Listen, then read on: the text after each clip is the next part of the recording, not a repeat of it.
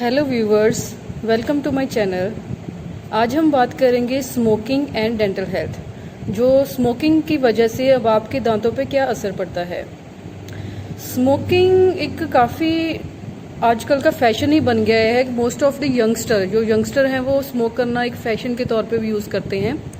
लेकिन इन सब आदतों का हमारी दांतों पे और इवन हमारी बॉडी पे बहुत बैड इफ़ेक्ट है। स्मोकिंग की वजह से क्यों स्मोकिंग की वजह से दांत खराब होते हैं। जब हम स्मोकिंग करते हैं तो उसमें जो टार्टर और निकोटीन मटेरियल होता है वो हमारे दांतों पे चिपकता है, विच फर्दर हमारे दांतों की डिके को इंक्रीज करता है, हमारे दांतों को खराब करता है। स्मोकिंग की वजह से कौन कौन से इफेक्ट आते हैं। फर्स्ट वन इज कि स्टेनिंग। आपके दांतों पे जो दाग धब्बे होते हैं, स्टेनिंग वो हो जाती है। दांतों की स्टेनिंग होती है, दांतों की अपीयरेंस गंदी हो जाती है। उसके बाद क्या है कि पेरियोडोंटल डिजीजेज आती हैं, जिंजिवाइटिस हो जाता है। फिर उसके बाद कैविटीज हो जाती हैं, इवन रूट केरीज भी हो जाती हैं, रिसेशन हो जाती है, बोन लॉस होता शुरू हो जाता है। एंड और हमारे मुंह पे क्या असर है उसका कि स्मोकिंग वजह से जो हमारे लिप्स की है वो डिसकलरेशन हो जाती है। उसको हम स्मोकर्स लिप बोलते हैं। उसका क्या कारण होता है कि मेलानिन पिगमेंट जो होता है हमारा वो इंक्रीज हो जाता है। वो समटाइम्स हमारे लिप्स पे और जो गम्स लाइन होती हैं वहाँ पे जाके इकट्ठा होना शुरू हो जाता है, तो वो ब्लैक पिगमेंटेशन देता है। और स्मोकिंग वजह से डेडली डिजीज होती हैं जिसको हम ओरल कैंसर बोलते हैं। वो काफ़ी ड्रेडफुल होती हैं। वो स्मोकिंग वजह से काफ़ी इंक्रीज हो रही है।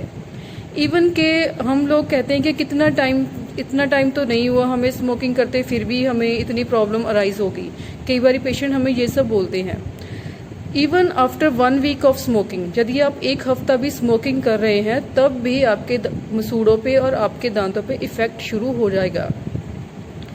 आपके मुंह में वो स्मोकिंग के जो इफेक्ट है वो नज़र आएंगे। प्लीज़ आप स्मोकिंग को अवॉइड कीजिए। तो हमें अवॉइड करने के एक ही तरीका है। जैसे आप यदि एक बंडल हर रोज़ का ले रहे हो तो उस पर आप डोज को डिक्रीज करना शुरू करें। एक के बाद आधा करें, आधे के बाद उसका भी आधा करें, फिर धीरे धीरे करके उसको छोड़ दें। यदि आपको दिक्कत आ रही है स्मोकिंग छोड़ने में तो आप हमारे पास आ सकते हैं। हम आपको इसका इलाज कर देंगे।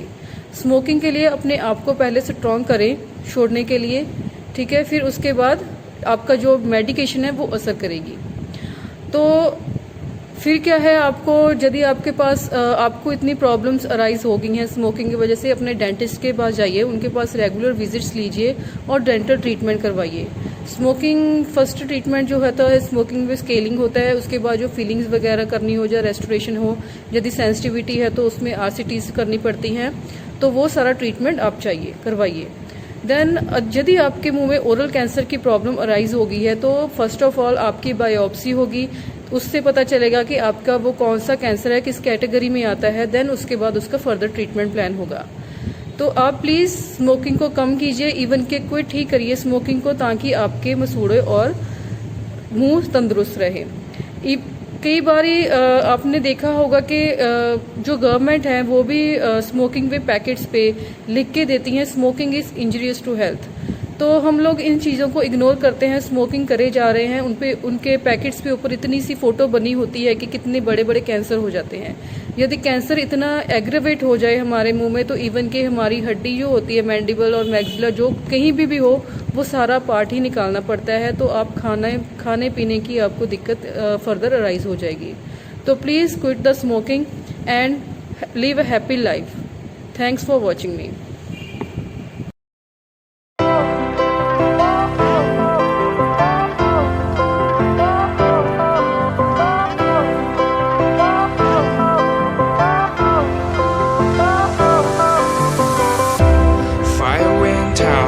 Lights went down when you feel lost in your shadow. Don't feel